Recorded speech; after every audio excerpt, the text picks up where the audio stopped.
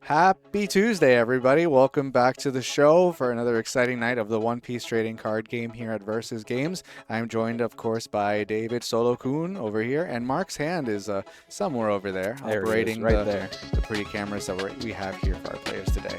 I think we heard it was about between 19 to 21 players. 22 players ended up coming in tonight. So one of them on the screen now joining us is Go and Fright on the other side. We've seen these decks before, but I don't think this particular matchup at Versus quite yet. So it might be another Versus first. The Usopp versus Doffy. Yeah, OPO won Doffy, the favorite Doffy by Bandai, the one that got all the support.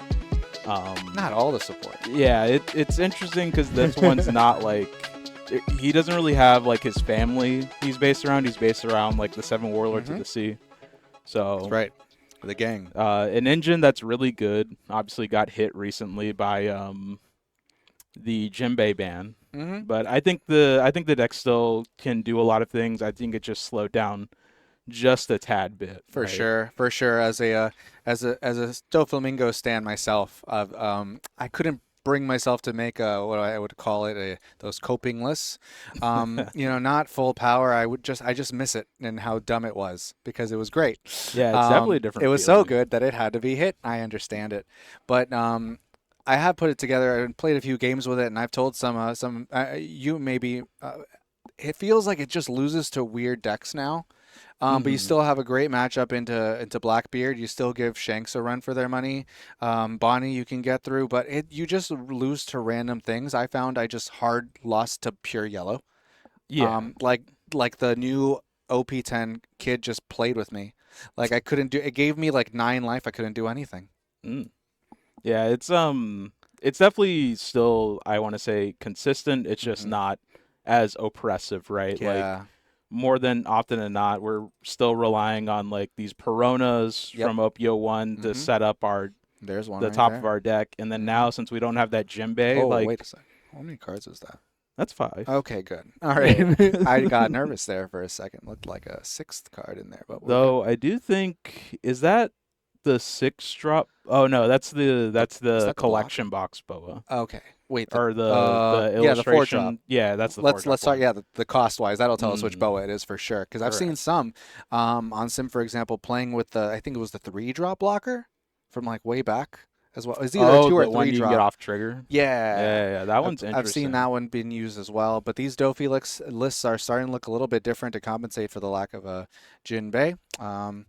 We had Go featured here, I believe, last week. So we know what his deck is pretty much up to, unless he's made huge changes. There may be a hidden Hound Blaze in that life. Who knows? It's interesting that he has Credo Coliseum in hand, but he's just choosing not to cast it, opting for getting out that Bard on curve, which is probably going to be better off for him, like in the long run. I could see him dropping it next turn, maybe a 1 and a 4 play. Yeah, because I guess you don't really run like 5 cost in Usopp. Yeah.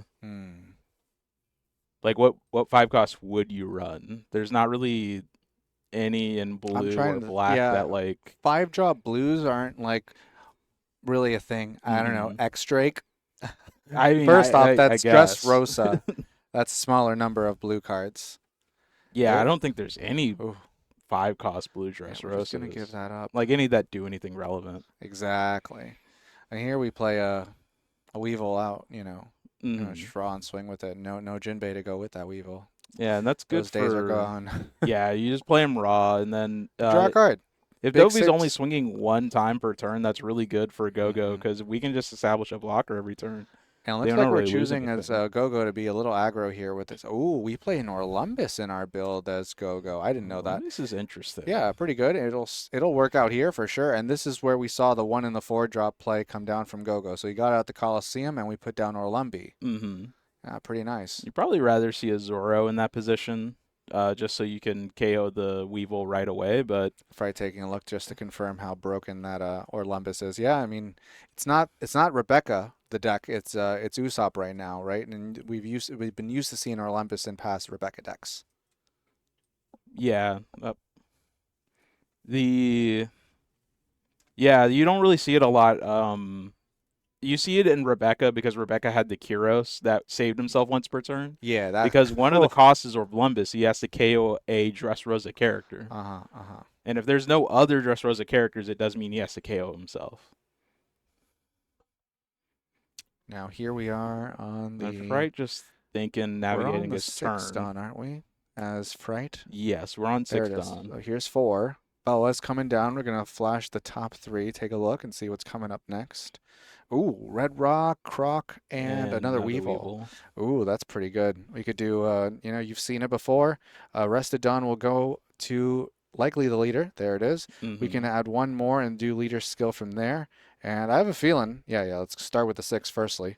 Yeah, the 6 is fine. We'll take no trigger. I think that's 5 cards in hand now. Here's the 7 coming through. Tap and reveal. Probably the Weevil, there it is. right? Yep, yeah, that's right. Yeah, you figured it. Yeah. And then we decide to draw into the Croc. I mean, I guess with the 3 that we looked at for Boa. No trigger from the Sop. You know, something crazy like, let's see, Gravity Blades. I call it swords in my head. Gravity Blade, bottom deck's a 5, if I'm not mistaken. That's true. Yeah, so that could have been possible. But there's a 7 coming down as Rebecca. And we'll see who she picks up along the way. Definitely Kyros, part 1 of this equation, and Aleo. All right. Likely, what do you think here? Are we bouncing the Boa back to hand, or maybe one of these? I think we're bouncing the Boa because we can have Kyros swing into one of the Weevils. Although Orlumbus is a 5, isn't it? Orlumbus is a 5, so he's not going to be able to swing into anything. I guess he could swing at lead this turn, right? We could swing double 5 at lead and then 1 at the Weevil. Yeah, we are tapped out. But I don't know. I don't know how worth it is to do that. I don't know how integral this Orlumbus is going to be for Go-Go's strategy, just because Doffy has a bunch of 4 costs and lowers, right? Like, we don't really need to reduce a ton of things to get them within Kyros. Oh, range. I think he just flashed. I don't know. There it goes. Well, that's a Red Rock that's gone. Hound Blaze, I believe, in Go-Go's hand. Hound Blaze is a pretty good tech if you're already running the Orlumbus. I think we're activating the ability of Orlumbus now. Yep, there it goes. The Boa is going to go back to hand. And, yeah, I think we're just going to... Are we going 5-5 or just 5? I think we're just going 5. I don't think there's a reason to go 5-5, personally. Yeah, and this is just going to go into one of the Weevils. Yeah. Now, the question is, if you're Fright, do you protect this? I mean, it's a 9 and a 6. Asking for That's 2/2/1. That's a lot of cards. I mean, he's contemplating the 2/2Ks in his hand, right? I can see why. I mean, you lose a lot of offensive pressure here.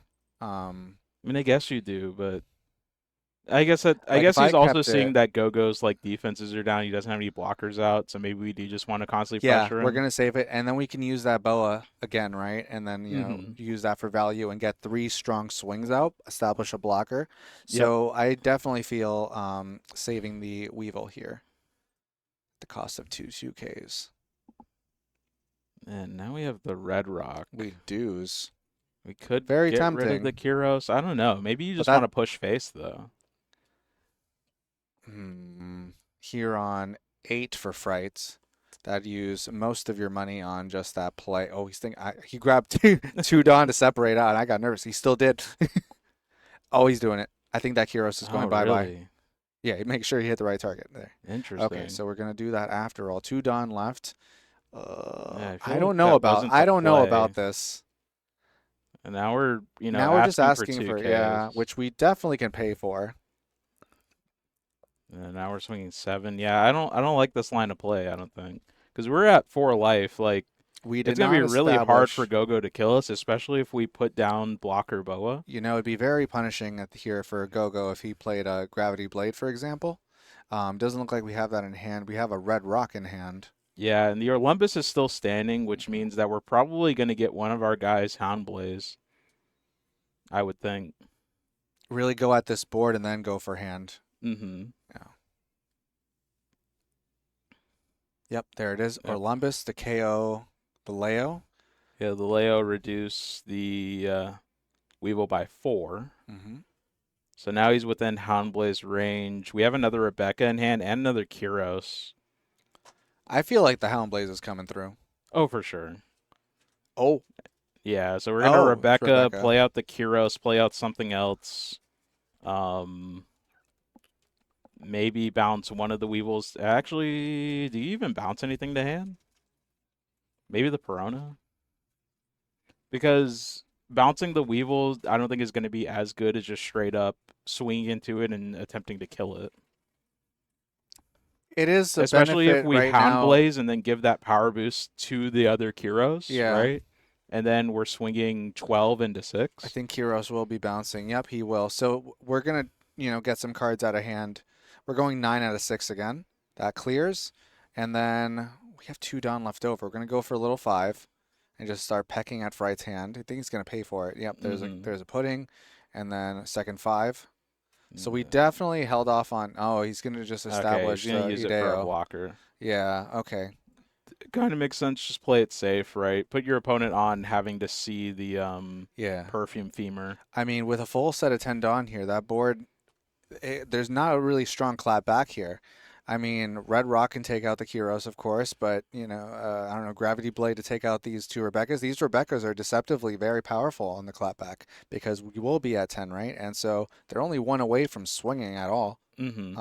And they're tall bodies, right? Like they're tall they're enough. high costed, yeah. So they demand a Red Rock specifically. Yeah. Unless this Doffy is playing something like 9-cost Mihawk from OPO1. That'd be right? crazy. Yeah. But even then, I feel like that's such like low value. Like at the end of the day, you're getting rid of a 4K body. You'd probably just spend that on the Kyros, right? And that the Kyros is an 8 cost, I believe. So at least Mihawk would be able to get him. Zora ability. Yeah. No, we wouldn't. Or no. Usopp ability. No, it's a 7. Yeah. Yeah, Mihawk is always weaker than I think. This is one of the things I always Why forget isn't it about 9 some for of these 9? Or 9 for 8, I guess, would be, I don't know. 8s are 9 for allowed 8 to be would probably bounced. been fine. But we're not allowed to bounce bottom deck 8s. It's just Red Rock or bust. Correct. Or you can pay 10 for the Kaido and you can return an 8 to hand. But that probably feels bad. This is really scary, though, because this is one of those just like, man, a Jinbei wouldn't actually, be terrible if it still existed. True. But I think this is rough because we took that turn to Red Rock the Kyros instead of advancing like putting more pressure to Gogo, because Gogo actually doesn't have a lot of counter in hand. No, he doesn't. He's really banking on these bodies, and we are going to pay for that 4 Red Rock. Very interesting. Ooh. Did we use a Dawn already? We should have 4 Dawn left, don't we? We do have 4 Dawn. Or we should. Maybe tap 7 instead of 6? Yeah, because that Prono was already there. There it is. There's the 4th Dawn. Okay, good. I mean, Boa? Probably Boa. At least you can look at the top, and then you have a blocker. And then you can just start crying. This is not a great state, but is not what you want to see. The SOP doing what it does, against this particular matchup, that might be one that, it's just Doffy may just struggle against certain matchups now. I think this is great ones. One of those matchups where Doffy kind of has to make that because I think Doffy now has to pivot between mid-range and aggro. I think this is one of those matches where you have to pivot towards aggression and just constantly beat down your opponent because this deck, because of its +1 cost everything, is eventually just going to make it to where your math of trying to get rid of things is really bad. Oh, yeah. Jozu would, for example, is as great as Jozu is. The fact that everything's +1 is just bad. Playing with Boa, my Kyros always loses to their Kyros because of the cost increase on their end. So it may be similar for Doflamingo in the vein of being slightly unfavored in this matchup. For sure, one of his best cards, 4-drop Trafalgar Law, right? Just doesn't do anything really in this deck because the only thing you're going to return to hand is Adeo and Bartolomeo. You get rid of blockers. Here's a modest 6 coming through to just tempt the hand. Oh, getting a 2K out of it. Yeah, 2K, and then doing this, yeah. So now here's where I think we're going to pop this Hound Blaze. There's 2. Yep. Here it comes. Bottom deck blocker. Fire Puppy. Now and Rebecca's huge. 7, just another Boa, so that's non-counter. And I think we still have that Weevil in hand as well, so that's another non-counter. There's a 1 with the Trafalgar Law. 7 coming 7. down next. Just taking it. No trigger. Dang. Again, like a, ooh. Yeah, and then the Frankie blocker. If there was a trigger there of Gravity Blade, I mean, even Red Rock, anything. It would definitely help, but Something. Yeah, we're just because we're in such trouble. a weird position now. Like we can't. Like what do we do? We took. I think it's just gonna come back to that turn we took off of aggressing when we had the board. It'd be a and then we little lost nuts it. right now if Wright played a 10-drop draw Kaido. 10-drop draw Kaido is Right now. definitely nice because So our 5 opponent's and then bodies aren't that tough. yeah. What's Gogo got in hand? About 4 to 5 cards. So a 5 swing and then drop that Kaido, draw the cards, and then survive. And survive and go 12. They probably no, never mind, because they probably block it. Never mind, it's not that great because there's a blocker that changes kind of everything. Well, we do have the Gravity Blade in hand, right? So if we do survive that turn after dropping the 10 Kaido, we could potentially Gravity Blade the 2 blockers and then try and go for game there. But we'd have to hope that Gogo doesn't draw into 4K worth of counter. Because we'd have to go 8 and then 12. Yeah. Asking for a lot there. And by the way, there is no 10-drop draw Kaido in hand. This is just, a great scenario that could happen. Yeah, with our current hand, I don't really see a whole lot we can do. We can try to just reestablish our board and hope that we can somehow survive. I think he's eyeing up the Gravity Blade. Yeah, maybe we still Gravity Blade, just get rid of, like, Orlumbus and Frankie? Yeah, for sure. But then we're not establishing any bodies. Yeah, you're not establishing anything. With 3 Dawn left, you have to, do 2 and high roll the top deck. But your opponent would just swing out. Yeah, your opponent would just swing into it because of Corrado Coliseum, right? They just play any body. Now they have the additional attack on your rested body. Or they could, smell blood in the water and go for game. I would pop my Ideo and just reduce whatever is in my way if I needed to. Yeah, I mean, or just dawn up these small bodies because you know that at least 2 cards in Fright's hand are duds. Yeah. If you go for a Gravity Blade play, then they can't play anything down. Oh, okay, so you're just going to go Boa. For Boa. I don't know what we're planning on seeing off the top. Oh, he plays the 1-drop blocker law as well. I have seen some do this. I don't love it in Doflamingo, obviously. I love it in 4s and Boa. Ooh, here's 1. No, the rested 1, of course. Unironically, though, the 1-drop blocker law probably could really help him here. Yeah, that's fair. Unless Gogo finds another Houndblaze, right? Like, that 1 cost is like a really annoying thing to have to spend one of your removal effects on. That's fair. Yeah, make you think twice about using your Gravity Blade here or something, Like, oh, I could take out that blocker law with it too. That'd be awesome. But it's just a 1-drop. That feels bad. Yeah, or like if he does find a 4-drop Zoe, which we haven't seen yet, by the way. Gogo's been through a lot of cards. Maybe he doesn't run 4-drop Zoro. Be weird if he didn't. I feel like I've seen some lists that don't. I mean, this Orlumbus is in it. I don't even know how you did that without cutting the Zoro. Yeah, because I feel like the Orlumbus was there specifically for the Zoro, right? Like, I mean, 1 reduces 1 kills. I can see it, but I don't know. We've seen other usual suspects. There's that, Sabo there, Barto. Rebecca, and I think Mark just had a stroke over there. Nothing else. Are there 2 Houndblazes also in Gogo's deck? Do you feel like it's 2? There might be 2. Isn't that really greedy? 2 is a little greedy. I mean, in my opinion, wrong, it's but crazy. At the same time, like, I would think it's greedy if we cut Zoro for them, right? Then I would think it's greedy. I guess we could find out later. I don't think we've seen a Zoro. We definitely haven't. He's eyeing up 3 Dawn for a big swing, forcing one of these blockers. I guess, man. Or it was 3, right? So swing with Perona? No, he played.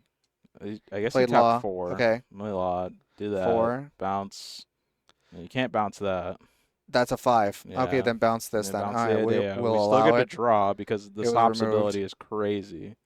That's another thing that just feels so bad because you're trying to outvalue the hand, and they just existing, doing your job, you're helping them. What do we have here? The SOP. Hi. My SOP is almost completed. just missing Rebecca's. Yeah, there's not really much we can do, right? Like, we could leader ability. Where I think we're gonna, with the 2 Dawn that we have left. I mean, do you value just going 7-1 with like a 7 and a Perona play to see what's but you're not. I guess you have to put out the additional body, but it's just gonna die next turn. I guess you can think about it as a blocker. Yeah, that's fair. Are we That's awesome? Okay. Bouncing ourselves maybe? No. Nah. There's no reason to, because we can't bounce anything on Gogo's board because they're all That's true. +1. That's true. Did forget about that for a second. Everything is +1. See, that's what just feels bad. Trying to get every look at his. Oh wait. And Gogo's just opting to block. And then probably just gonna play out a Leo from trash, maybe try to get some more. That trash is pretty in. fat. Actually, no, just opting to let the Rebecca go, which is also fair. All right, so we just need to remove this boa if we can. We definitely can. All right, using the Rebecca up after all. What are our targets for Rebecca, though? I mean, Zoro would be good. Luffy. Oh, Luffy's really good, actually. And then a Leo to search. Tap the thing. There are at least 2 Houndblades in the deck. Yes, that's the second one, because the other one's an Altar. Yeah, I don't think he's running Zoro. We've seen so many cards, he must not be running Zoro. So it's either that or he's running like a few of them. Oh, he's Red Rock? Is that Red Rock? That was Red Rock that he pitched. Okay, good. Yes. Let's see. I mean, Luffy can swing at the boa. That's what, 9? And then we have enough cards in trash that we can put like all the cards back. We can put how many cards is it? 7 cards? 7. 7 cards to the back. Restand your stuff. Yeah. Which, I mean, that trash is pretty fat. So you could, if the game was going to go long enough, right, it's pretty cool that you could kind of set up your deck in a way. True. I just don't think we're in that kind of situation here, though. I feel like the game's going to end in the next turn or two. Like, these cards that we're putting back, we're probably not going to see. If I had to guess. Almost. Yeah. Because our Doffy has a lot of cards in hand, so he may actually be able to just survive here.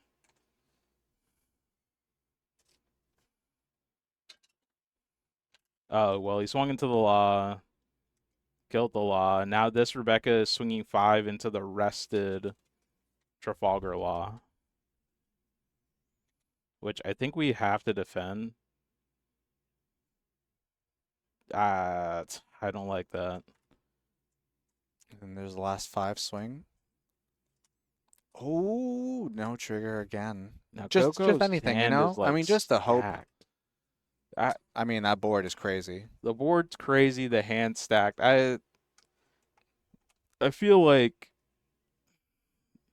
our downfall here as Doffy was that, we did that one time where we really protected the Weevil, but we didn't capitalize on having the Weevils like swing back. You never saw them again. And then in this situation where we could have protected the Trafalgar Law, we didn't.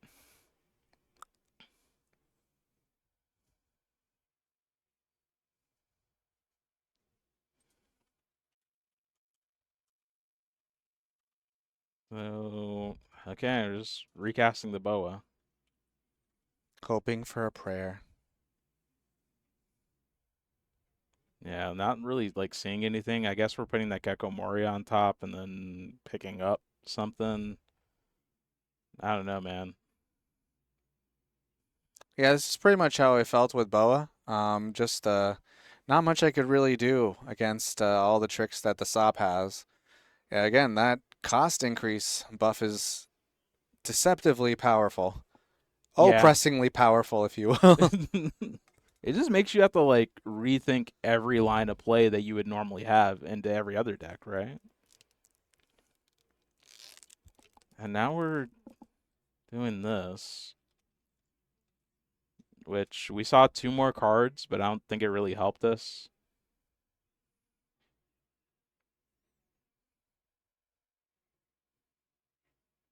Yeah, this is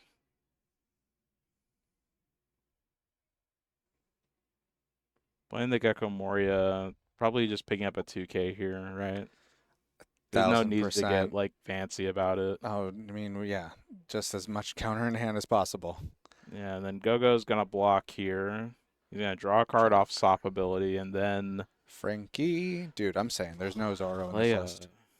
Yeah, there's no Zoro. There's no shot. There's a Zoro. If there is a Zoro, there's like 2 maybe. It's like split with the Cavendish slot for some reason, even though you wouldn't. Yeah, I don't get it. But it seems to be working out for him, man. And the Luffy stays rested. Yeah, the Luffy stays rested. As its part. Yeah, recharge. Mhm. Oh, just putting 2 aside there. I mean, What you got planned, Go-Go? trying I think go we're for just game pushing. here. Yeah. Just push. Yeah, I mean, 0, forcing a, significant part of the hand. Couldn't deal with it, just went for the instant block. Here's another 7, giving up the block. Restand, send 7. Mm-hmm. Yeah, just putting any 7 to the bottom doesn't really matter. We're just going a big. Yeah, And here's we 1,000. only have. Well, at Yeah, least we we only have grabbed that 2 2K 2Ks. back to hand because, jeez, that was rough there. But yeah, Go-Go will be our winner for round number 1. Taking it against Fright's Doflamingo. Yeah, truly a powerful combination for Usopp's favor there of cards, because that cost increase buff is just enough to make it really, really frustrating on the cards you use in your mono blue decks.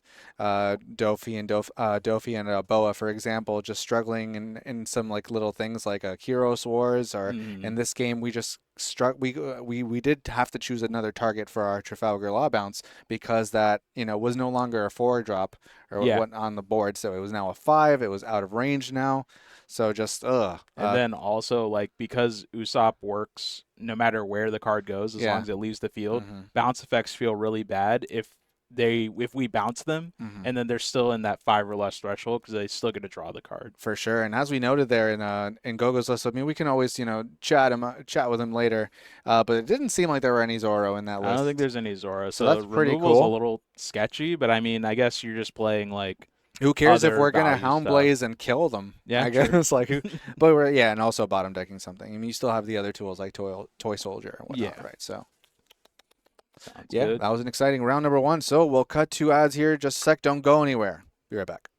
And we're back for another exciting game of the One Piece trading card game here at Versus Games. I myself, JackieDaytona, joined of course by Solo-Kun and Mark's Hands over there. That's one of them, kind of. And so we have Greg D. Elgato here. That's how I pronounce it. And Xanderin, fun fact, has just taken a vow of silence. And so he will not be speaking forever. Is that how that works? Oh, he's a monk now. Oh, he's a monk. He's a monk, yeah. Don't be deceived there. It's sideburns, but there's no anything else up there. Yeah, it's covered by that. It's just he's working up to it slowly. Bald. Yeah, he's taking it very seriously. We got Shanks. We got Gecko Moria. Yeah, what year is it? This is crazy. But if anyone can make some impressive plays here, I believe it to be Greg D. Yeah, Greg, very smart, very calculated player. I know. I want to say Greg started playing around the time Gecko Moria came out. Yeah, and he was really like labbing it back when it was in its like prime. So seeing him come back to it now, after it's arguably lost one of its best cards. He lost himself. Yeah, he lost himself. There's no Bossmon. It's just crazy. Yeah, so I'm curious to see what we're doing now to compensate for that. Sindri, it's probably the Trash that 5. we're seeing here. Yeah, and you got to blow up one of your units, and in return you can KO anything. Correct. Meaning in this matchup, we can just KO for 9? Shanks for 9. For 9, yeah. Pretty good. Very cool. Just taking the first one and just commenting on that Sindri mill. I think that mill wasn't super great. Did we see a Perona in there? We did see a Perona, but that's our only Thriller Bark that we'd want to play out of trash. Because we milled a Stussy, a Kuzan, and another Sindri. Here it comes. Leader skill 7 and pitching. Oh, we're playing the 4-drop Ryuma. Yeah, there you go. Nice yeah, double attack. I like that guy. Oh, you got some Kuzan in there too. So yeah, this Ryuma We'll be popping one-drop Nami, likely, or... No. So this Ryuma is Oh, I'm sorry. This 4, isn't Ryuma. 6. This is Ryuma. Yes, Ryuma. I'm thinking of, what's his face? Oh, you're thinking of Absalom. Absalom. You're thinking of the for pervert. Sure. I don't know him like that. Oh, I'm you're not there yet. I'm not there yet. But this is Ryuma. Ryuma gets Don ×1. He gets double attack. Oh, that's pretty sweet. Very effective pressure. That's for cost. one of our newest cards, isn't it? Isn't that OP10? Yeah, that's I was card. just trying to remember. I used that in pre-release. It's an earthquake if you're looking at Greg's cam. Yeah, but I'm sure Mark was just checking it out. And we see Mulgun come down. Mulgun. Oh. And then, we have a 6K on board, so we're just able to, just KO the 3-drop Ryuma Sanji right is so good, just 3-drop Sanji may be a little overtuned. Oh, dude. But that's a conversation for a different day. Card's great. 6K beater on your turn.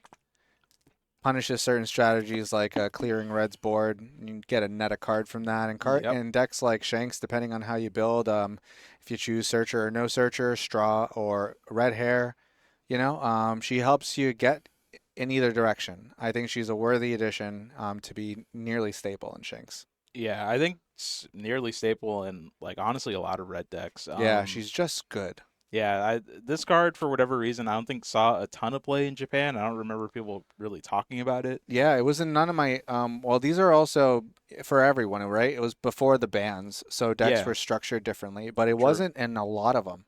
I had her in the smoker builds, again, from the East that I saved in case I decided to play it, but they didn't... Shanks lists weren't really featuring that Nami, or that Sanji, rather. No, they were just kind of doing other things, I guess. It's just straightforward red hair. That's what you were pretty much doing. But the card is just an objectively good red card. Anytime you can play something, because most of the time you play something on 3, 4/3, it's not going to be crazy impactful. But the Sanji, not only can it swing 6, but then if your opponent does swing back into it, you immediately get that card back. So there's no reason to never not play the Sanji on 3, right? For sure. And here you see that for 7, we could go for a Ben Beckman play to remove this Kuzan, because this Kuzan could be a pretty big problem for top-end Shanks. Kuzan's going to let us, extend, but I guess we don't have the Ben Beckman. Oh, you know what we do have? Alex could go for a 4, and maybe a Lucky Roo. No, it's going to be 3. That. Oh, we probably have the Red Hawk in hand. Yeah, so now we're telling Greg, if you want to swing, you got to make sure you put a Dawn onto your Kuzan, or else we're just going to, we're going to do this. Did he use 4 Dawn on the Sanji? He used 3. He put 2 on leader. There's Red Rock. 3. Red Hawk is 2 costs. Red Hawk, sorry. And, No, I was looking at the Dawn he tapped for the Sanji, and I was like, was that 4? But anyways. Here's Sabo. I'm just playing Sabo. Sabo clears 2 bodies, a 5 and a 3. Very strong. Very good card. Wasn't really played because Black used to have, for that 8 Dawn slot, they used to have Gecko Moria. The leader we see out on the field now, indeed. And then the crazy combos you can get off Gecko Moria, usually you can, Lucci into some other reducer and then end up killing 2 bodies. Ooh, we do see a Stussy in the hand. Here on 9, could you... What are we doing on 9? Dragon. That's what I wanted. Yeah. There we go. 2 on the leader. Makes sense. Swing strong 7. So we're going 8. And then we're just going to go 8. Yep. Let's force some cards out of hand here. Oh. Jeez. Ooh. Strong glare there from Greg. And then a 9, likely taking this one. And now I like this because at least we matched power on the board, 1 for 1. Of course, speaking of 1 for 1, I think Greg's about to hit us with the goodness. Yeah, we're just going to, we're going to swing here. We're going to see what Xandern wants to do. Activate leader skill here to make it a 1. Nope, just giving us a 2. Predicting, I don't know. Well, that Sabo's probably going to swing at us, right? And then maybe the leader skill is more pertinent here because we can, it just maybe makes the math easier. I don't know. Or choose to take this one. Yeah, unfortunately, as you saw there, it seems that Xandron's not one for his word and has broken his vow of silence. Oh, we're playing Tempest Kick. Tempest. And then we're paying 8 here. We're playing another Sabo. Okay, interesting. Yeah, it does. I mean, that does the job. I kind of would have rathered a Stussied. Me too. Because then we don't have to waste the Tempest Kick and the Sabo, right? Because we just Stussy, get rid of that Sindri that's not doing anything. Is that 3 in hand for Greg, I guess? 4 in hand? So without that Tempest, we would have, if we're concerned about death, I mean, here's 12 at life, likely.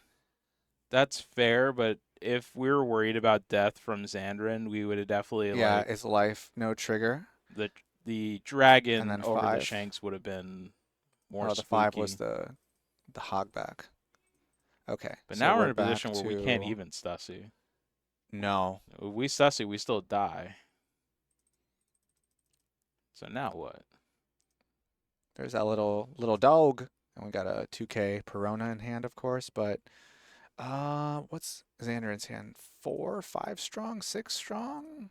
I think it's 6. Oh no, it's more. It's 7. I mean, I don't like raw playing out Perona here. We need blocker of some kind, but I mean, at this stage in the game, depending on Xandran's list, could feature a Goldie Roger, which would make blocking not great. Yeah. If we are not completely like a mixed Thriller Bark Navy base, things like Borsalino are not possible. A blocker that's not, we do play Sabo, don't we? 5-drop. We do play 5-drop Sabo. We did see Magical Hats protection. So something, we're a probably sticky playing blocker. Rebecca, right? Yeah. But unfortunately, that's poppable. It is poppable. Oh. Here's, everything's -1, okay. Yeah, so I imagine we're swinging that into the Shanks. So this is a 9, right? Because Sabo is a base 8. No, he attached all of his Dawn except for 2. Whoa, holy cats, I just didn't see that. All right, that's way more than 2 Dawns. So, Sabo's a base 9, as you said. So 8, I think he has 8 Dawns, so that's a 16 going to 12. Which Xandran can get out of, and yeah, I would just get out of it here and, Yeah, at this point, I think that's signaling my that you opponent, have like, it. hey, yeah. I think you're dead, buddy. Can you Yeah, just shake and on because it? they're Yeah. buddies, that's pretty much it. And Crazy Deck reveals his next. Oh, the bounty got passed. I didn't see that. Okay, so I yeah, didn't realize Greg was the round bounty 1. either. Round 1, we had spoiler alert. We might see him in a little bit, but a good buddy, the Orange Samurai, has stopped by to join his local community, and he had the bounty starting off. He may have lost the round against Greg. Yeah. Oh. We're not going to see Orange Samurai. Maybe in the background, everyone, but maybe not today. But yeah, it means he definitely lost his round 1, giving the bounty over to Greg, and yeah. And then Greg has now passed it over to Xandran. So all right, big boy. We'll see what happens from here. Maybe Xandran will take it all the way. I know that Shanks list that he's playing has been like kind of forged and tested and been played through some of the store champs that have been happening. That's right. Store champs are swinging. Yep. So, I got mine coming up this Saturday at South Orlando. Yeah. Yeah, likely also doing Shanks.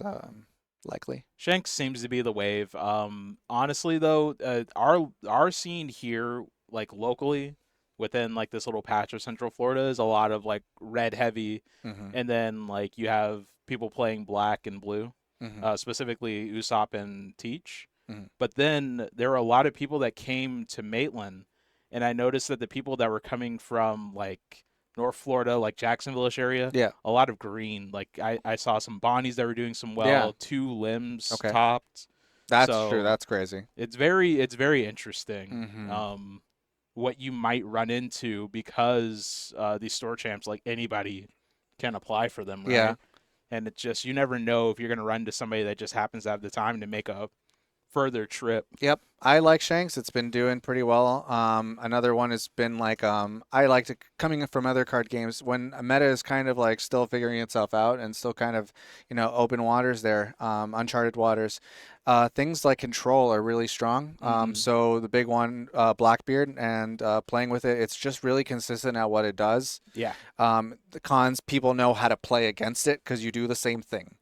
But also, if you're also into store champs, we have our store regional coming up here on the 19th, not too far from now. If you're a part of it, we'll be streaming it, so you'll see us again.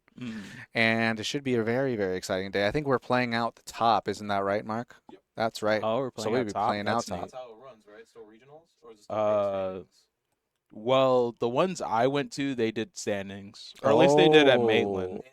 So asterisk. It's a treasure cup with regional prizing. Is Okay. how the event treasure runs, cup if with I'm not regional mistaken, prizing. in terms of how it runs, right? Oh, okay. Yeah, Okay. Because it runs like a treasure cup being pay to standings, and you just play Swiss, but you get regional style prizing. Yeah. Yeah. Yeah. Yeah. I guess Okay. that's square. They Okay, did a cool. game in the other day, apparently. Oh, that's good. Well, we have the kit, so that's nice. Exciting stuff. But yeah, I hope you're having fun out there with the OPO 10 as you're getting ready for your bigger, your store champs. Yeah, I mean everything just feels good right now. It's a very fast meta, as you said. You had Lim just going out there and doing things. Yeah, Lim just like valuing you by playing bodies like faster than she should be able to, and a lot of them like do things like restanding themselves. It makes it really like weird to swing into. Like, Yeah. I kind of want to run in my decks now something to just like remove one drops, because if one drop Lim sticks, Yeah. it's one of the most annoying cards to deal with in that deck, because those bodies that usually, you can like turn your body sideways into, you just can't now. Yeah, that one drop Lim is pretty good. Yeah, it's just like, oh, I'll protect it. And it's like, okay, I guess. But even then, I think that one drop Lim also has like a protection effect. Like, I think it's like if one of the Odysseys would be KO'd, she can just rest herself instead. Broken card. So, like, and I think the way that's worded is that she can protect herself from being KO'd by effects, which is kind of crazy. And then we have, so you said you saw some green, so we can see some Bonnie out there, some red-green smoker. That could be pretty good. I know Bonnie's just always tried and true. Our area is very red-focused, specifically Shanks, making it tough for Bonnies to really like do well. / Blackbeard, again, another deck that Bonnie doesn't love. Yeah, I think I think Blackbeard is like more of an even matchup, because you're kind of putting him on. He has to find an answer to all of your bodies. Yeah. And if he doesn't find an answer to all your bodies, and if you can stick to Shigi, generally you're good. Yeah. Shanks is different, because Shanks is just going to drop massive body after massive body after massive body in the late game. And that's kind of where you want to be as Bonnie. And what I've controlling noticed it with the 9 Shanks, is that a lot of the Shanks players want to make their Blackbeard matchup better. So the cards they're running now are actually better against Bonnie as well. Right? Like, they're running around a lot of rush things, right? Like the new 5-drop Luffy, the unblockable Luffy. They're maxing out on dragons. They're maxing out on 10 Shanks. So those are cards that are good into Blackbeard. But then also, because they're rush, they're also just so happen to be good into Bonnie. Yeah, they're just by default good cards to include in Shanks, because Shanks on his own is a really crazy leader just with its inherent leader ability.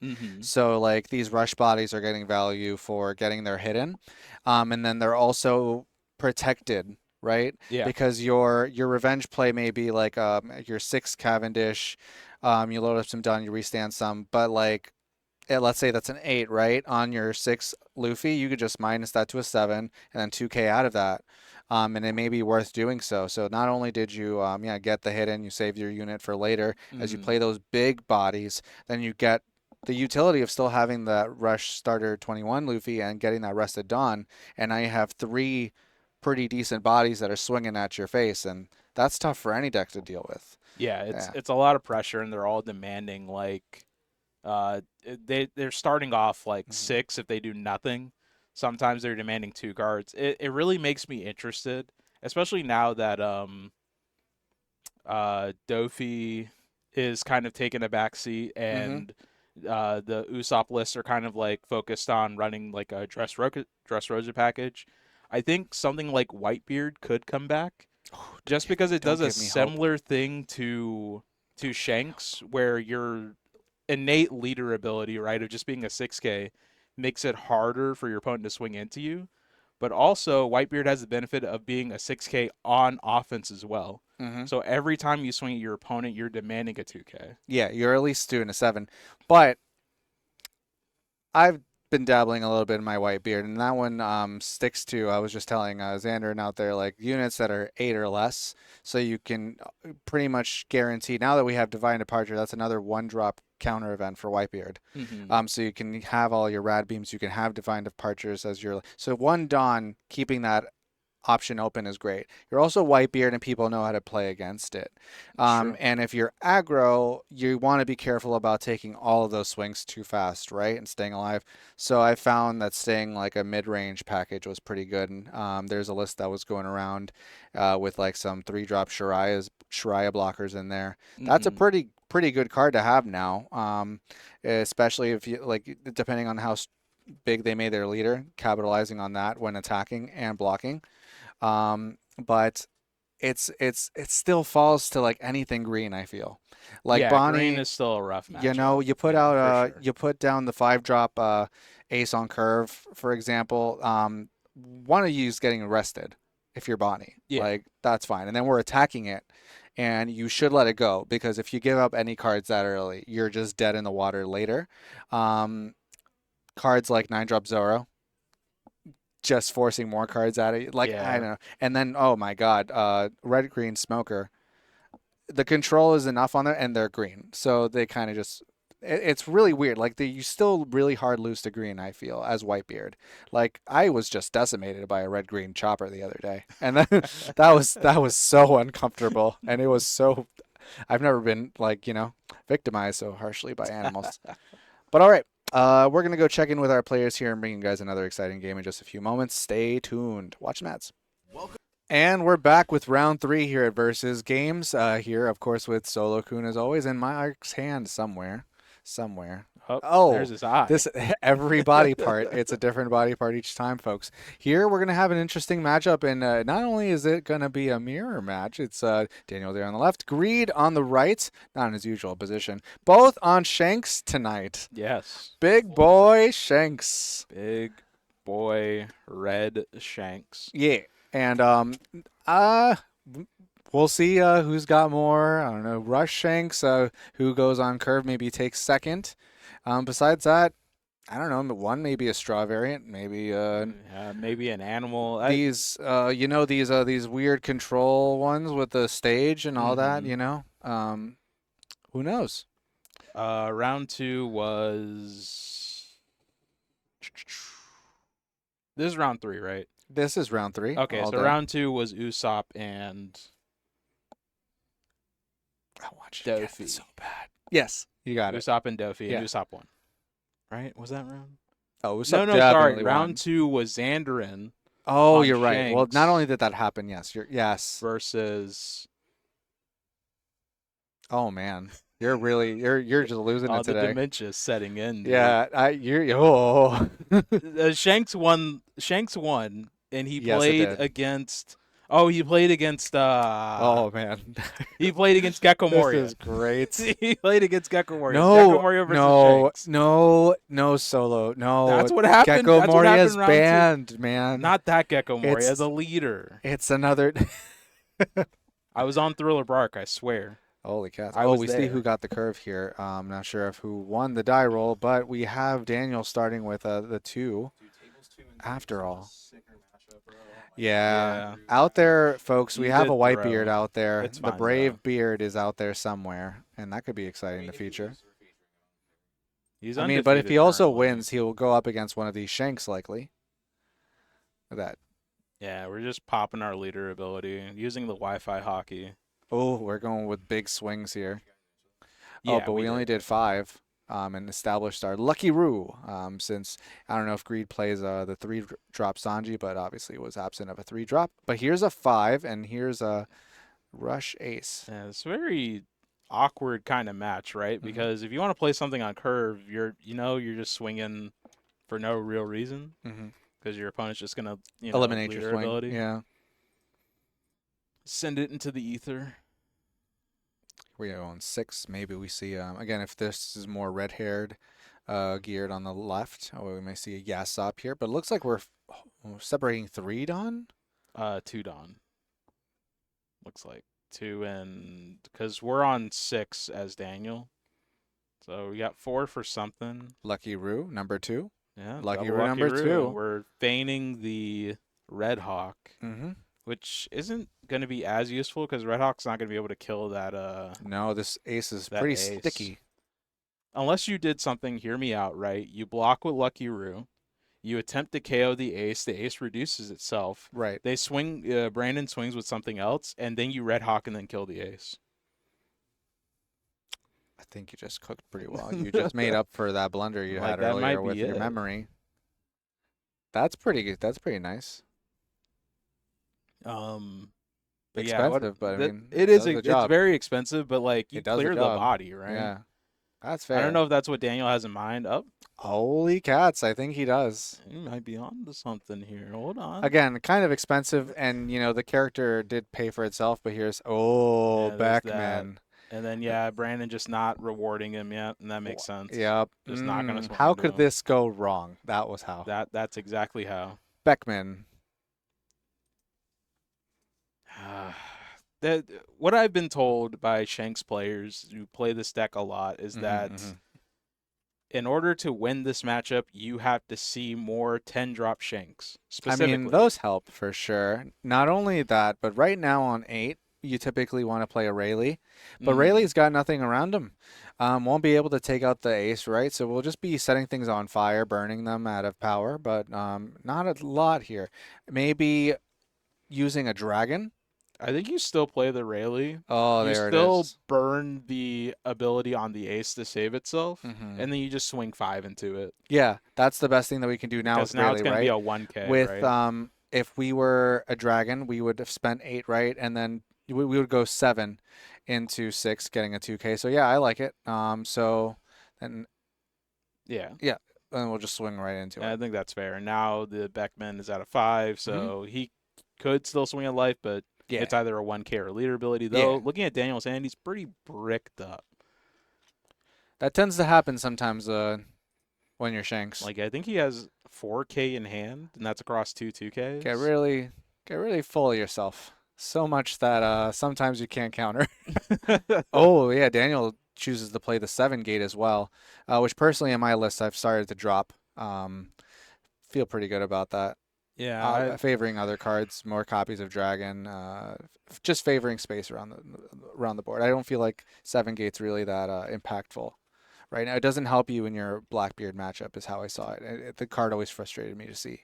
Yeah, I think it's just it's at a weird point where you would think KOing a 5K is every turn is really good. I love the card, but people aren't just playing a lot of like 5K bodies, right? Yeah, it's hard. Yeah, you have to set it up is the thing. Yeah, that can be tough there. It's a great, fantastic card in decks like Marco, though. Oh, for sure. And Marco, where you can give something card. -2, you're KOing 7Ks. That's the money. Full show. Yeah, we spent all of our 8, right, and only established 1 body. Now on 9 for Greed. Yeah, I imagine here we want to play a dragon, then maybe leave up 1 for the Divine Departure, or maybe we Rayleigh his Rayleigh. Possibly. So I was thinking, what if we went with an Otama Beckman?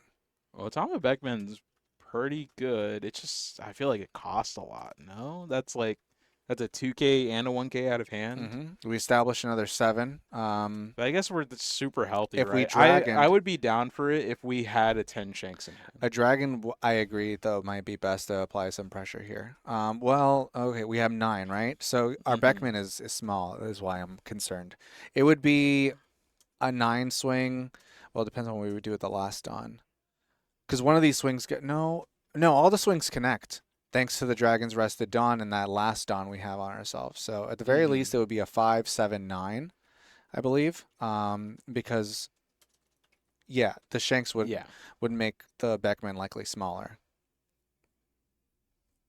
And you would go a pretty offensive against the opponent's leader who only has 1 character out.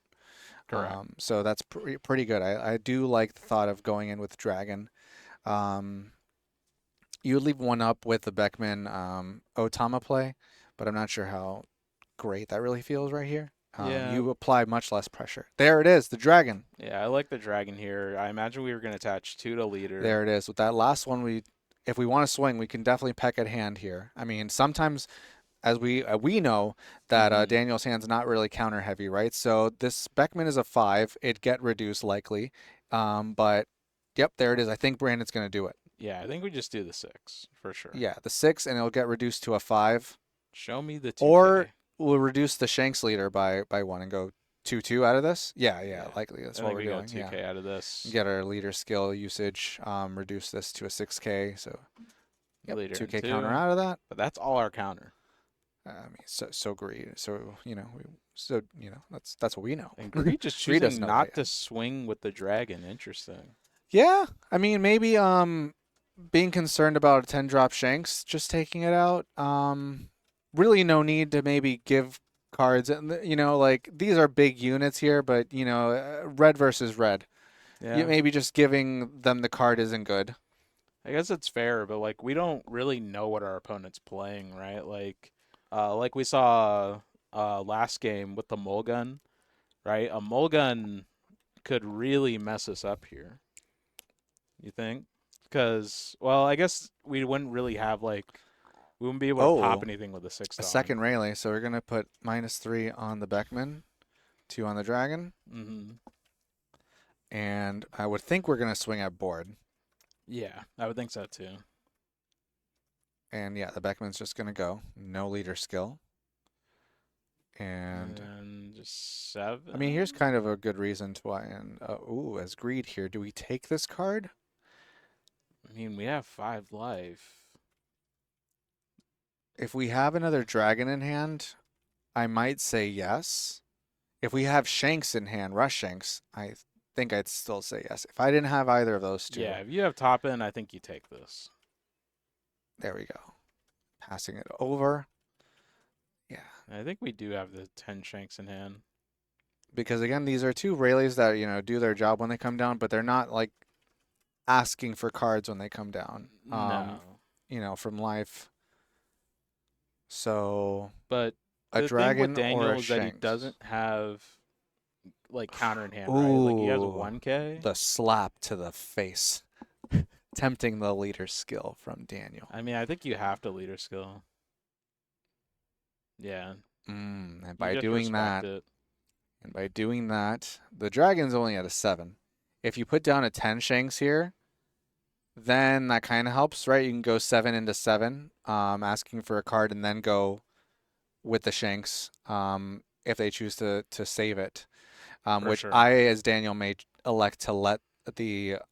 Yep, there it comes. Is that Rush or is it... That's Rush Shanks. Okay. Yeah. So 7 into 7, I would let it go.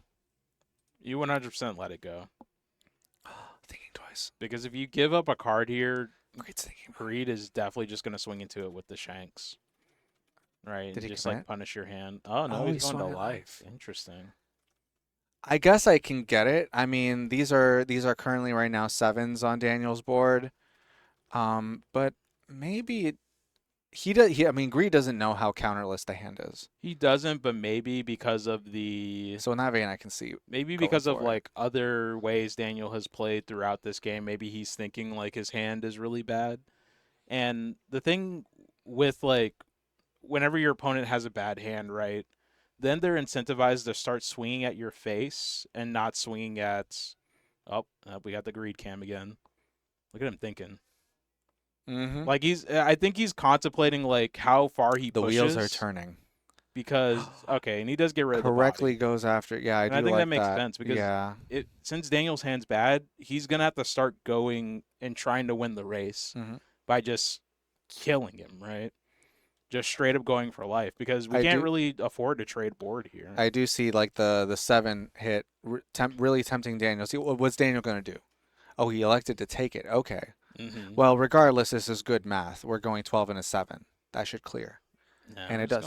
Here's another little slap just to see what he does. That's what these 5 into 5s are for Shank mirrors because, that's an easy... You're tempting the leader skill to eliminate the swing. But then... Oh, just opting to take it. Again, I like taking it here because we have board advantage. We really do. Even if Daniel dumps a 10 Rush Shanks, I mean... Yeah, we saw... You have more power. We have technically more by power a K. on board, yeah. Yeah. Yep, and not... Yep, we're just going to...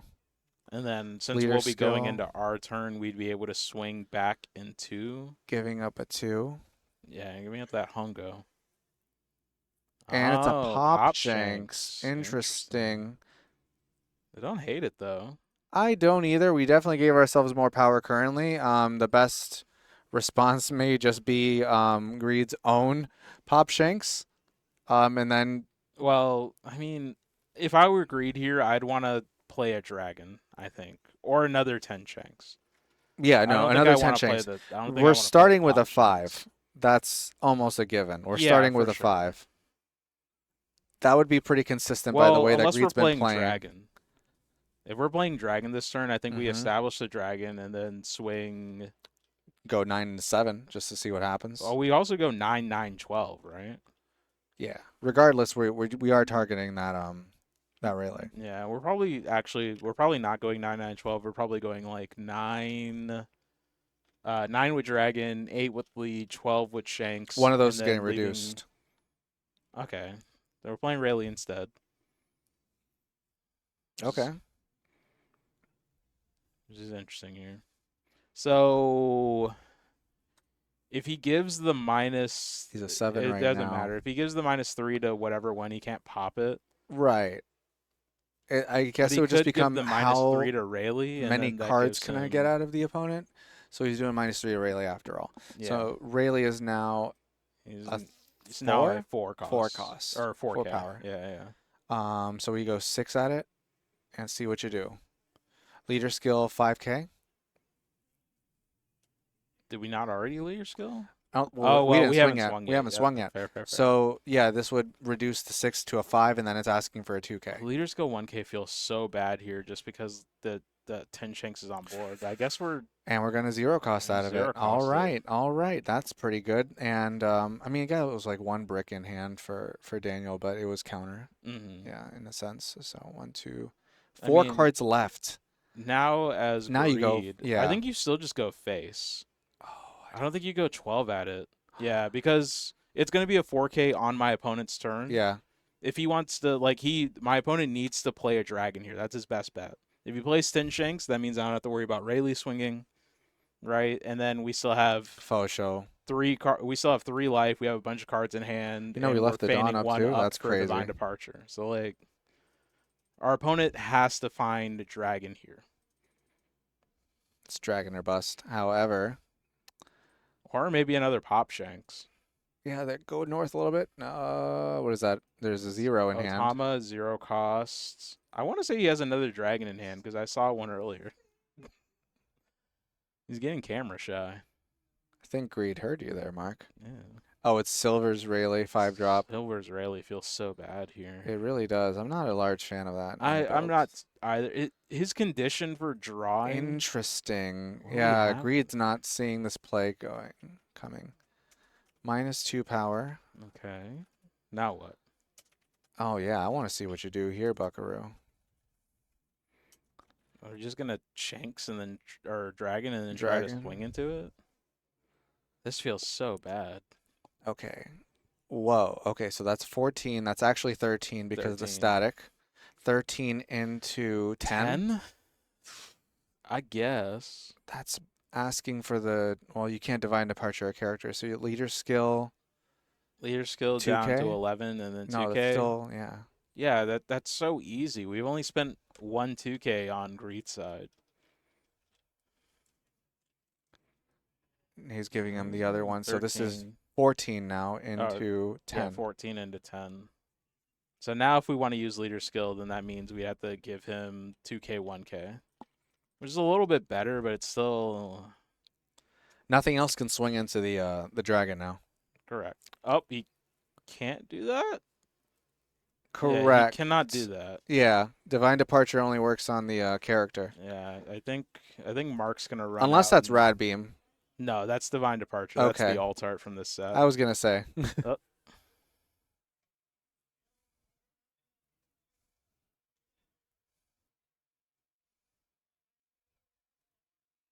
There we go.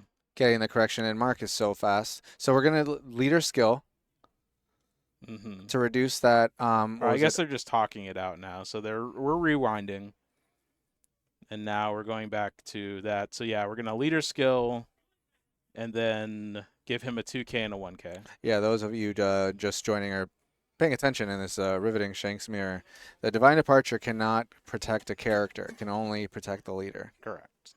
But Mark was so swift. He's so fucking He was fast, so man. swift that he managed to catch it. It's a very good catch for use, especially in your Shanks mirrors. Keep that knowledge. That's true. It's also, folks, remember what your cards do, right? And because in the mirror, you know, it's pertinent to know. It's one thing if you were not playing red into red, maybe you haven't read Divine Departure. I love intimately. Divine Departure, but man, I know what it can't do, and it can't do that. Exactly. It can't do that. Wait a second. Hold on. Now, Greed's best move here. Now, we do have 12. That really is not, besides the static effect, it's not reduced any further. So 8, 7, 12. Oh, sorry, 11. It's kind of spooky, right? Because we're using our 1. Now it's 6. We're just saying, Starting hey, to 6 show to me life. the 2K. Indeed. So quick. Correct. So quick. It would be instantly banned. The latest red card to be banned again. Pitching the leader in 1. Leader in 1K. So leader's So all done leader's with now. off the board, which is good. Yeah. Now it's just based on the very few cards that Daniel has in hand, which might have been 2 to 3. Okay. Still not opting to go for game. We're just going for more board here, which, again, it's not fine. Really a bad thing to do. It's pretty okay in this situation. Like, if we can clear enough of the bodies, right? If we can clear the dragon and the Shanks, we're probably not in any fear of dying next turn. So -3 on the Shanks, making it -4 in total, putting it at an 8 maybe. Leader skill's already been used, and then you go 12 and 8. Yeah. Put I the like 2 that. on the dragon. And then Oh no, we're putting on the Rayleigh. oh, interesting. Okay. I mean, this doesn't clear more board. Interesting. I guess it's just also we're putting that Rayleigh in the same situation we did last turn where it just can't swing. True. And then So there's only one real threat on the board for Daniel. correct. And now we're going to face. I see it. That makes sense now. Yeah, because the Rayleigh being at 4K just means, man, it's going to be... You have to do some crazy amount of math in order to make that, like, worth it, right? Indeed. And you probably just can't. Not forgetting that he's static effect. He's just putting those on there. Yeah, and then... Which, yeah, that's right. That's correct. And we do Rayleigh's know at 4K. now that Greed does have the Divine Departure in hand, right? It's not a bluff. So... It's pretty... You can't really go for game here. I think another Pop Shanks for Daniel would be good here, but some don't have the second copy in their decks. But, you know, even, actually, I take it back. Even so. Oh, we're just going 6 at lead, huh?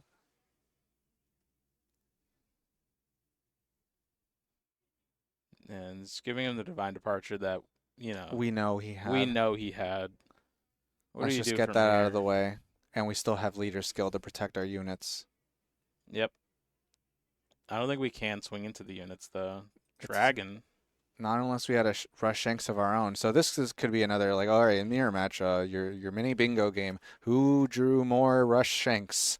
And that'll determine the matchup. This is a good example of maybe in that vein, as Greed was the only one to drop a rush Shanks. Yeah, and I think that's what I think. Like I was hearing before, I think dropping the rush Shanks is hyper important in this matchup just because of the survivability. Indeed. Yeah, we're going 7 to lead here. Kind of interesting that we didn't get out of that. Now we're going 8. Can we get out of 11? So we go to so there's 10, leader. 2, 2, 9, 1. 10, 11. Barely got out of it. Did we have any counter after? Oh, we had 2K more. Okay. We had 2 2Ks or So 2 we were 1Ks fine. more. Yep. Yeah. Greed's Brandon gonna got take it. that one.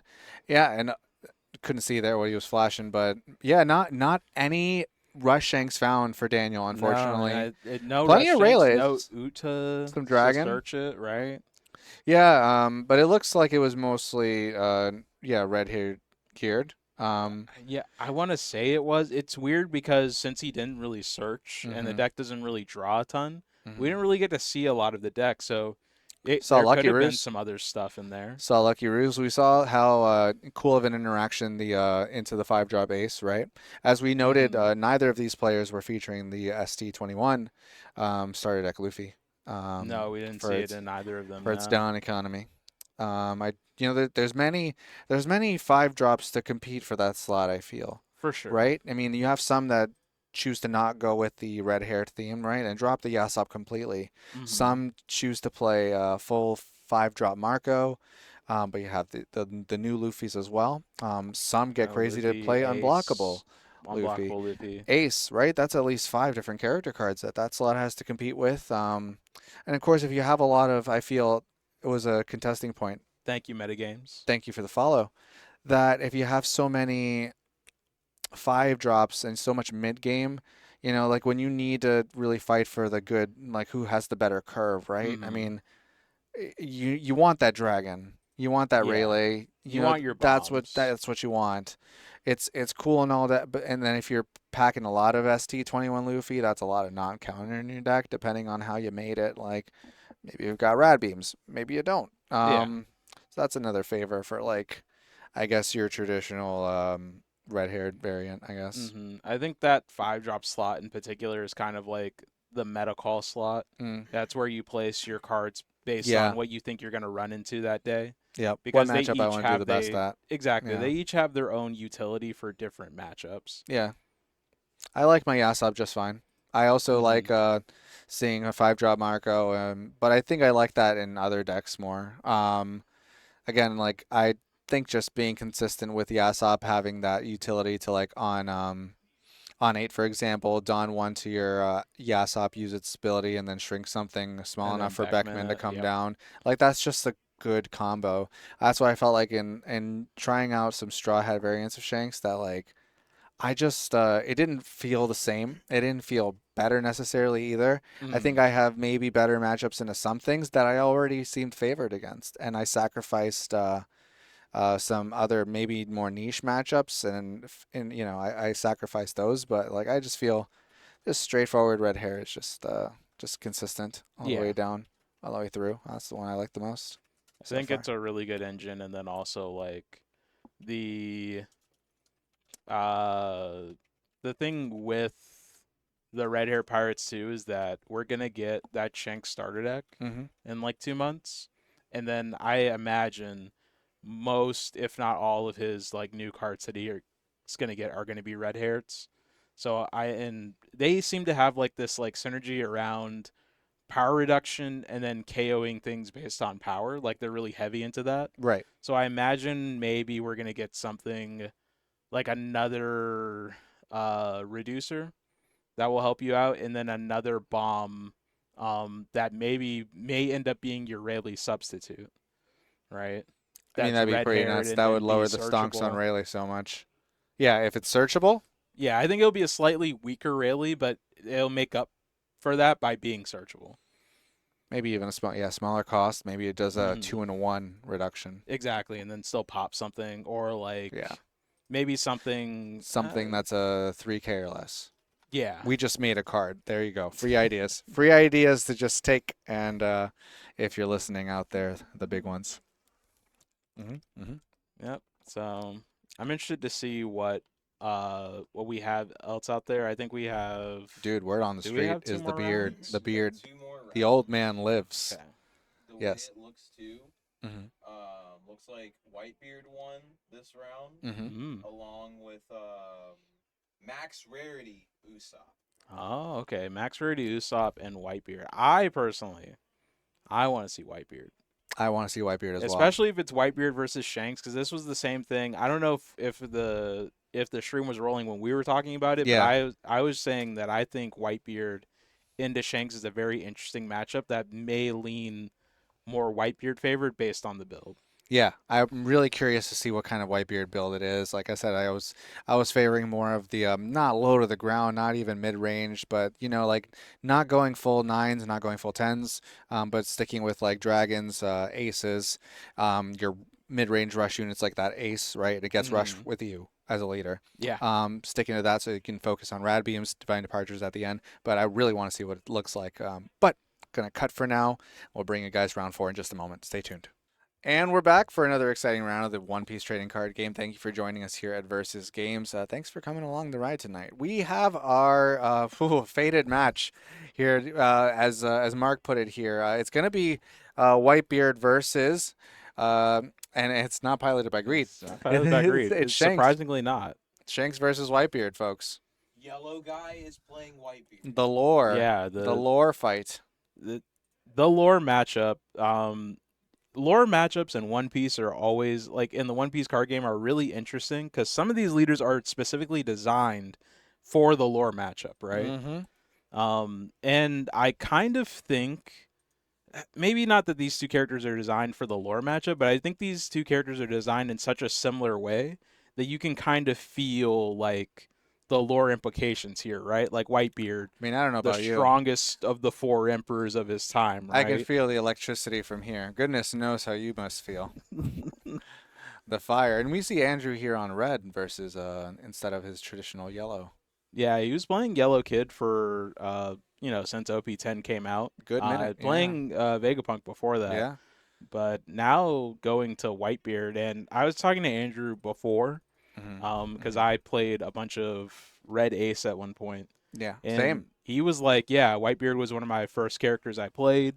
Really loved the deck, but he fell off it because obviously we're in Doffy meta, so there's a lot of pudding running around. More, yeah.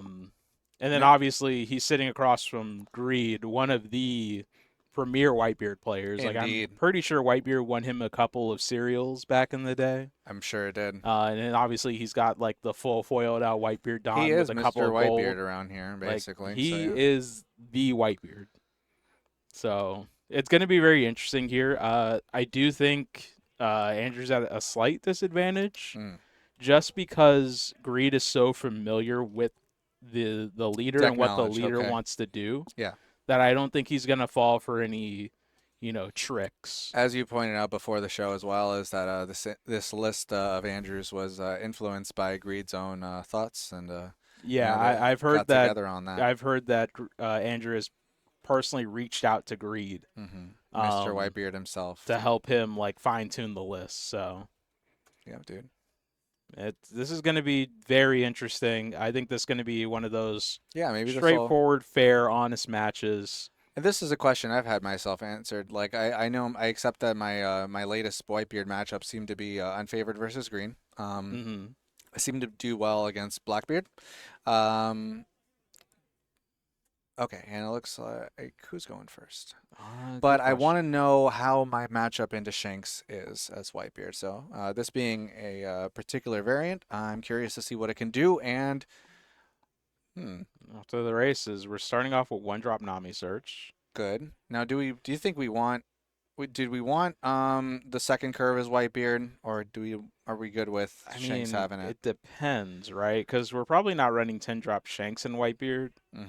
So we probably want first curve, so that way we have things like 5-drop Ace, 7-drop Ace, 9-beard if we're still playing 9-beard, right? Like our odd curve is really strong. There's our first card drawn. Mark stepped out, so we'll just have that animation fixed in just a moment. This might be the last round. If anyone's wondering, we do have one of those situations. Bandai rules. We may be done here this round. This may be it.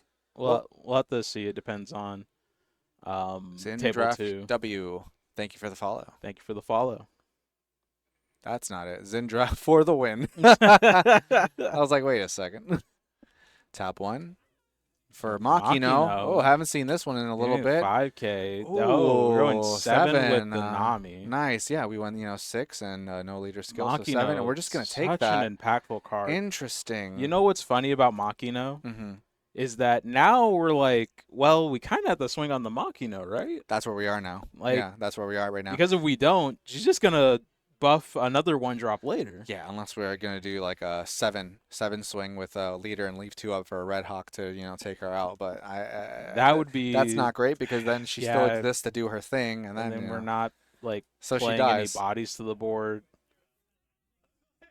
Yeah, because we missed since we missed a searcher with Greed on our first turn. Yeah, We don't really have like a good way to just swing at one of these one drops. But yeah, Greed recognizing the Machino respecting is the issue. Machino, and there's a Lucky Roo. Lucky Roo makes a whole lot of sense. Yeah, we'll see what kind of 5-drop we have here on this turn, right? For Whitebeard of choice. Got a couple. We were just talking about the amount of 5-drops that Whitebeard has at his disposal. Starting off with a 6, asking for the leader skill. Yeah, you leader skill and 1K. Now, if we play a rush 6, the ace. Looks like our rush ace, of course. Not too surprising. Of course, you know, the Lucky Roo won't be able to take it out. No. The Lucky Roo can't take it out. And we've already leader skilled. So we just had to give him a 2K here. And see, this is kind of what I was talking about. Like, it's... And he says, no, we're taking that. The Whitebeard just taxes the hand so much while also, like, drawing 2 cards essentially every turn. And in this, like, slower Shanks list, it's really applying a lot of pressure. Like, what do we do on 6 here? Yeah, I've been feeling like... I mean, like, we probably just have to play the Tony Chopper blocker, right? If you're Greed, a card like your own Rush Shanks might not be that bad. Rush Ace may not be that bad. If he plays, I don't think he does, but the 5-drop Luffy. But here we're going big, tall swing. Yeah, he's going 9 into the ace and then leaving 1 up. I don't hate that. No, I don't. We could have given a 2K and a 1K to... No, 2K and 1K match. We had to give him 2 2Ks, and we already spent 1 on Machino. Probably not worth it. It's good. The ace did his job. Here's we are with a 7. Yeah, 7. Again, leader skill will just turn that into a 2K from Greed here. Yeah, but then we have 6 up, so we're probably just going to go another 7 after this. Looks like there's another 5 ace for sure. There's max rarity as well. Look at that chopper blocker, right? Yeah, that's the EBO1 alt art. No, it isn't. Is it really? It is. Yeah, it's the EBO1 alt art. Chopper blocker. Crazy. Yeah. A card you don't really see a lot, honestly. It's probably hyper expensive now because all the EBO1 cards shot up. Indeed. I think we have 2 of the new 5-cost Luffys in hand. Yeah. We also have 2 aces, a couple of events. A 7-drop ace, I think. Yeah, I think we have 2 7-drop ace and 1 5-drop ace. Oh, so it is pretty low to the ground. All right. Yeah. Not unlike something that I've been rocking recently on the sim. And then we're going to go to 2 at the end of this turn, so we're just leaving 1 up for the Rad Beam. Yeah. We have a couple of Rad Beam in there, don't we? Yeah. 2? Yeah. And another Machino. A 0?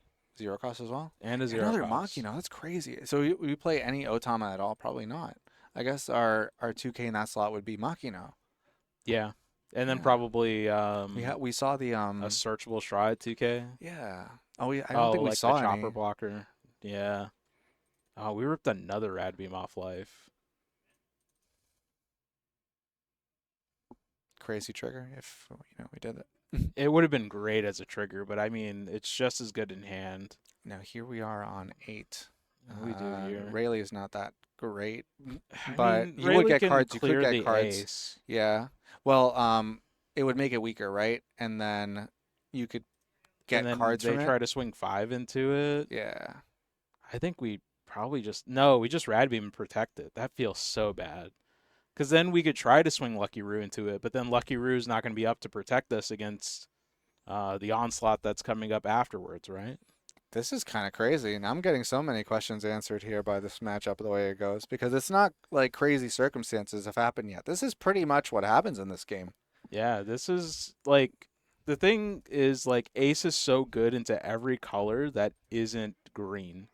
Yeah. Because green can lock him in place, right, and just keep him, like, Hody Jones is a hell of a card. Yeah, Rayleigh, again, this is not a crazy go here. We are tapping 7 for our 8-cost Rayleigh, though, so Reed does need to give us 1 more Dawn. Yeah. Okay, we attempt to pop the ace, and then that's going to drop the ace down to a 1K. Okay. Waiting for the last Dawn to be tapped. Yeah, hopefully they recognize that. Greed needs to tap his last Dawn for Rayleigh. It costs 8. He only tapped 7. Because as we established, Whitebeard did go first. Yeah. There he is. We got him. Keeping them honest, folks. So here's the thing, game right? rolls on. Full Ace steam is at ahead. 1K. Mm-hmm.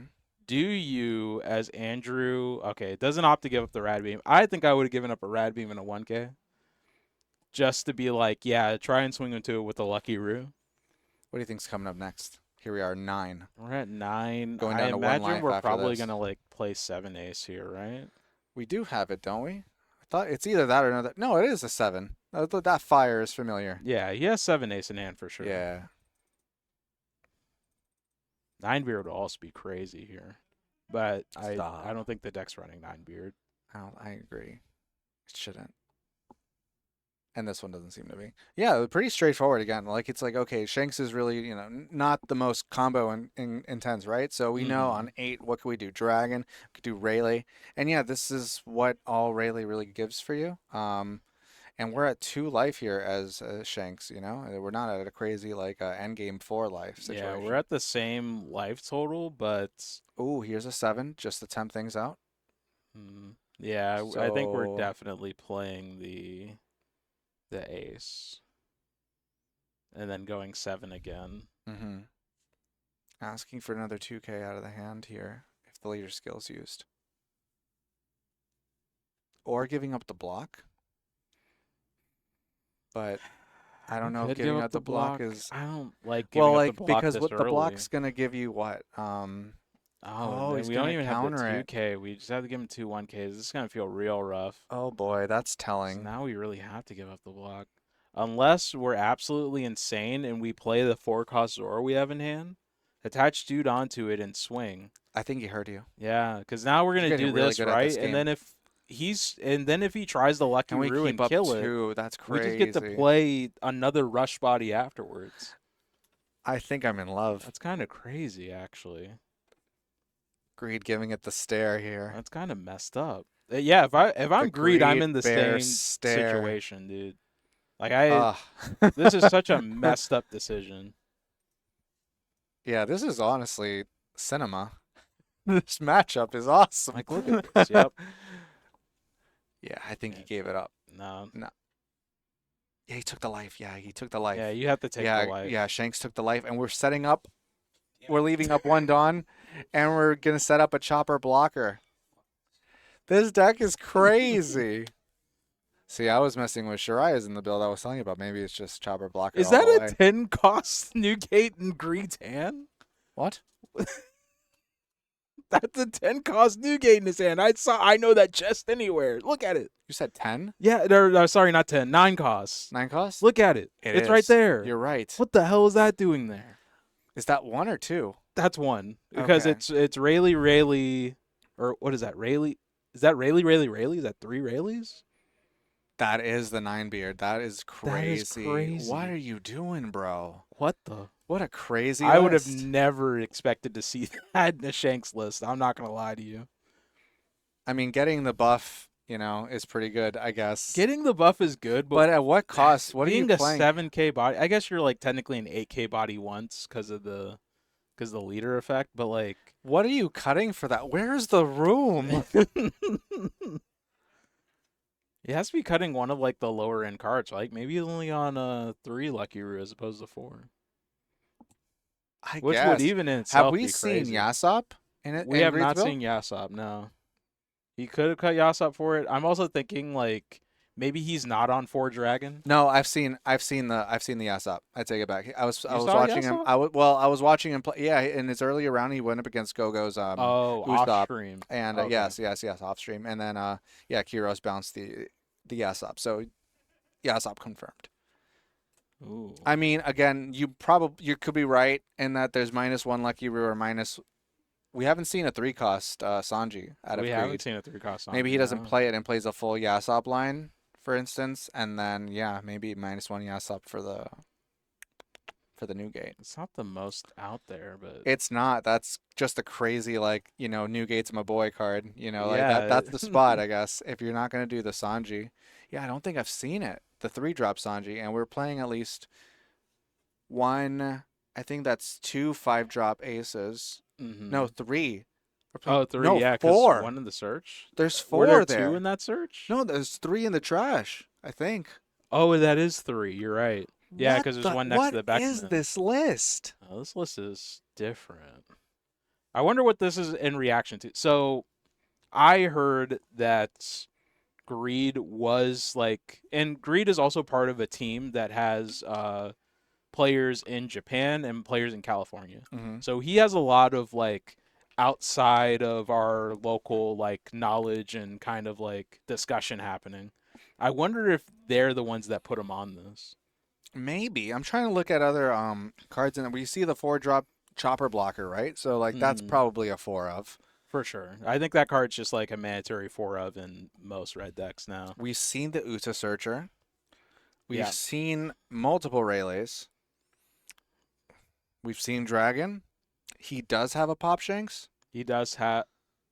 Does he? Maybe he doesn't. He might not have a Pop Shanks. Yo, but now that we're here, though. 7. Yeah. Tempt the Lucky Roo block on the Zoro. But the Zoro's pretty worthless right now, so... Yeah, we're just going to easily Divine Departure ourselves out of that swing.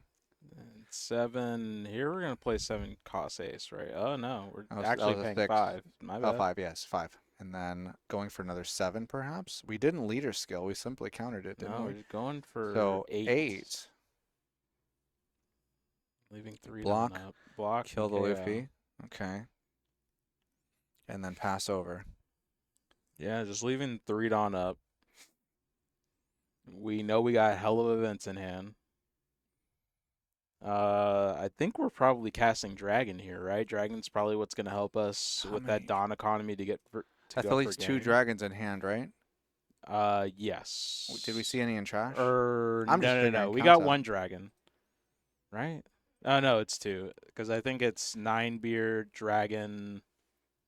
10 cost 2 10 cost Shanks. Another Rayleigh and another dragon. These 8s are good numbers here into the New Gate leader. They're very good. Very good to start with. I just don't know, like, what's the other body that we're trying to play here? Maybe we're not trying to play a body. Maybe we're just trying to use our Dawn with the characters we currently have on the field. If we went... But I do think we have to go for it because we don't have any defense in hand, right? I'm pretty sure we have 0 counter in hand. I don't think I saw a chopper blocker, which would be our, besides Lucky Roo. Yeah, that would be what you'd want to cast down. But yeah, we don't have that. All those cards in his hand are non-counters. So I think right now what Greed's trying to do is he's trying to figure out how can I go for game against this Whitebeard with 11 cards in hand and feigning 3 down. I think he's eyeing up the dragon. Gosh, we have 3 rad beams and a 0 cost event. Like, I think there's only 1 actual brick in the Whitebeard's hand. It's a Luffy for sure. And the thing about, like, we can't swing 9 because then that's just a rad beam, right? Exactly. So we have to swing 10, which means that's 2 Dawn on the Rayleighs. At that point, you might think about just putting it all on the Rayleigh. Oh, okay, here's the opposite. We're going to go simple 8. 8's fine. That's 1 rad beam. I think we 0 cost event here, actually. Mm-hmm. Because we kind of do have to save the rad beams. And then we have a 2K and a 1K for in case he goes 8 again. And I think you just do that. Or you give him 1 of the rad beam. It's also fine.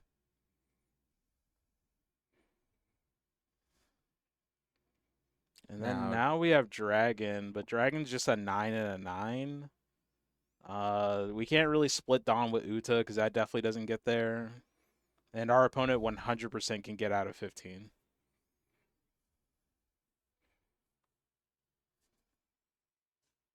That is crazy. The beard might get there. And he's covering his hand, but I think it's just all bricks. Yeah. No, I think because we ended up in the situation where we're down to the end of the game, we had to spend so many cards to counter out early. We just don't have any counter left in hand. And I think no matter what happens here, I do think that Newgate will actually go home with this one. If we don't have a chopper blocker or Lucky Roo blocker, then we're in dire straits. just, you know. Yeah, like the actual issue that this comes down to is that if my opponent is showing me that he has 2 Dawn left, right? And I'm assuming both of those are rad beams, that means he just needs a 2K in hand and he gets out of a 15K swing. He's putting the new gate down. The new gate has come down. We're playing the new gate. Pump up to 2. Probably not going to matter, but you know. And then a 7. 7. We just give him the 2K, right? Just give him the Machina. Yeah, I think that's fine. And then we put everything on red next turn and we just swing. Oh no, Brandon has 1 life. And we know he has like duds in hand. I don't even think there's a Divine Departure in that hand. Actually, you know what I think we do? Instead of giving the 2K, I think we rad beam. So that way we can save the Machino for a clutch swing with Nami at the end. Oh, that's his 2K? If we really need it, yeah. He gave up the Machino. Oh, we gave up the Machino. Yeah, Not super in love with that, but I guess we have a rusher in hand. We are 7K leader base now as Greed, thanks to the 9-beard that's gracing the board. That's true, which means that our opponent has to swing at least 8 at us. So I really wish Greed didn't put his hand down. We don't know if Greed's on Mulgun. I think the best thing to do here, which I really wish we didn't get rid of that Machina. I think the best thing to do here would be put 3 on Zoro and swing 8. Just in case he does trigger a Mulgun, it doesn't kill our Zoro. Like if we were to swing the lead. Did you mean like Machino on...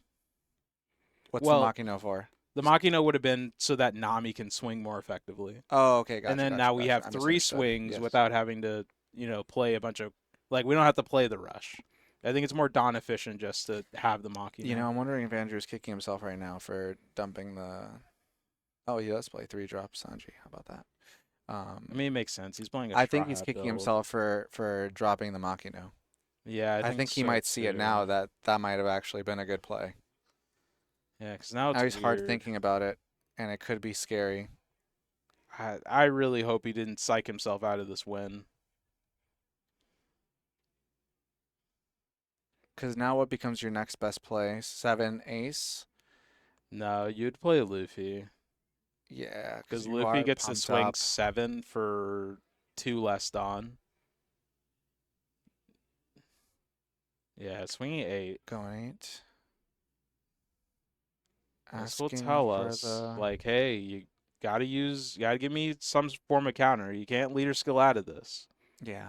On that note, let's assess the counter. He's taking the life. Taking the life. Greed's going down to 0, and he only has 1K the Yathop from that, and here's the rest. Yep, that's it. Send it. Dead. That's it. Yeah. I'm trying to... We really could use the drones. 8, 10, 10, 8. 8? Yeah. It's 2 Rayleighs, 1 Rayleigh, 2 Dragon, and 2 Send drops. Interesting. So 3 total Rayleighs for sure. Confirmed. 5 aces. Yeah. 4 aces. 4 or 5 drop aces. Yeah, 4 or 5 drop aces. aces. Not 5 aces. So not 5. 4 or 5 aces. 4 they are 5 drop aces. aces. Look, Grandpa. Just forget where you are again. GG's. Yeah, Andrew's GG's going to take indeed, this. The Whitebeard. I was really worried that Andrew psyched himself out there, but yeah, he figured that 8 was the best thing to lead with. Yeah. Greed didn't counter out of it, and then he just put everything on Zoro, swung for game. So yeah, that Zoro is pretty annoying for I mean, just being able to replace yourself with another like unit, like that's just crazy. Yeah. That can just swing right after. So it's really not being punished. Correct. Yeah. Oh, and we just got big large word. Okay. Yeah. Our tournament is over. We're just getting the final numbers here. Oh, okay, the down pair won on table 2. So yeah, that's it. Boa beat Usopp at table 2. Boa beat Usopp? Not really. I didn't see that. No, it is surprising. I just went over how the Kyros War sucks. Yeah, the Kyros War sucks, but like that's crazy. Your what 10 happened? drop Kaido gets so much value in that matchup. No. Oh, for sure. I guess if you made it all the way there, then yeah, like it has to be. But yeah, if you don't mind, yeah, we're getting... if for people who are unaware, Bandai has a rule in their tournaments that the tournament ends when there's 1 undefeated. So whenever you end up in tournaments that have like a weird amount of numbers, sometimes on the second to last round, would be the planned round, you'll have 3 undefeateds. So in our case here, that's what we had. And then the third undefeated lost to the down pair, meaning that at the end of this round, there's only 1 undefeated, which was Andrew. So that's it. Whitebeard wins. We're ending. Holy cats! We're ending 30 minutes early tonight. Yeah, yep. And yeah, for those asking in the chat, yeah, Whitebeard did go first in that matchup. Yeah, Whitebeard went first. Yeah. Makes sense. His curve is more odd stacked, as we saw, right? Like the 5 drops, the 7 pretty much. drop. Even your dragons could be. Well, did we see dragon featured? We on didn't Whitebeard? see dragon from Whitebeard. No. Oh, interesting. So yeah, we didn't really see anything higher than the 7 cost ace. Think about it. So maybe that's where his curve ends. Still fine. Who knows? Like, I mean, I guess that would also make sense because he was running Nami as his searcher, right? It wasn't like a Whitebeard searcher. So what would Nami be searching that's higher than that for Straw Hats that you really care about? That you really, exactly. That you're going to tap out for, because obviously he's running an event-heavy build, so he doesn't really want to... and maybe that's the idea, right? Is that you're playing 5s and then some 7s, so that way at the end of your turn you always have... Hey, just simply, thanks for the follow. Thanks for the follow. So that way you always have Dawn up for an event. You don't have to make awkward math, right? Yeah, for sure. All right, well, we are done for tonight. That was our last round. So we got to end off with such a lore kind of match there. But that's pretty much it from us tonight. We'll see you next Tuesday for another exciting tournament. All right, good night, everyone. Night. And that's going to be another wrap for this one, y'all. As always, thank you so much for watching. You can check out our latest video upload right here. Make sure you're subbed to the channel. And as always, keep on gaming, gamers versus games.